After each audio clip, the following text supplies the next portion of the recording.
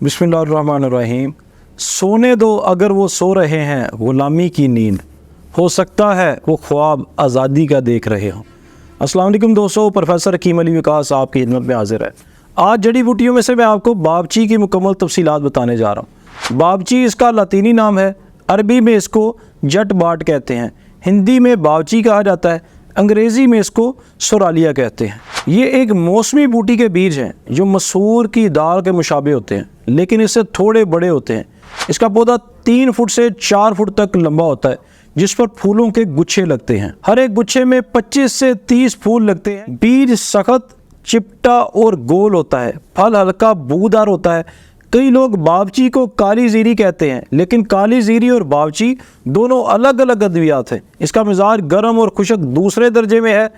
दही और रोगनियात इसके मसले हैं। इसकी मिकदार खुराक 1 से 1.5 ग्राम है। इसका सफूफ 1.5 ग्राम से ज़्यादा इस्तेमाल नहीं करना चाहिए, क्योंकि इस सूरत में ये नज़र को नुकसान पहुंचाती है। इसके अलावा मतली और पेचश आने लगते हैं। यह खुद ब खुद उगने वाला पौधा मैदानी और बंजर इलाकों में पाया जाता है। पाकिस्तान और हिंदुस्तान, इन दोनों ममालिक में ये पाया जाता है। अब आपको इसके इस्तेमालात तफसील के साथ बताऊँगा। ये खून को साफ़ करती है, अपनी क़ुव्वत हरारत से रियाह गलीज़ को रकीक करके खारिज कर देती है, कब्ज़ को ख़त्म करती है और पेट के कीड़ों को मारती है। ये खून को साफ़ करती है। मुख्तलिफ़ अमराज जैसा कि जुज़ाम, फुलबहरी, बवासीर और खून की खराबी को ठीक करने के लिए ये इस्तेमाल करवाई जाती है। इसके ये तमाम फ़ायदे इसलिए हैं क्योंकि इसके अंदर मंदरजा झैल अज्जा पाए जाते हैं। इसमें एसेंशियल ऑयल पिसोरलिन पाया जाता है। इसके अलावा आइसोर पिसोरलिन, अल्कलाइड, प्रोटीन, ग्लूकोज और इड्राल, ये तमाम अज्जा इसमें पाए जाते हैं।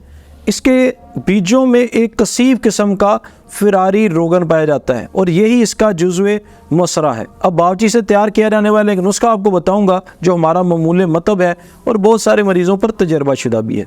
सबसे पहले बावची को मुदब्बर करने के लिए हस्बे ज़रूरत बावची लेकर इसको अदरक के पानी में कम अज़ कम 1 हफ़्ता तक भिगो कर रखें।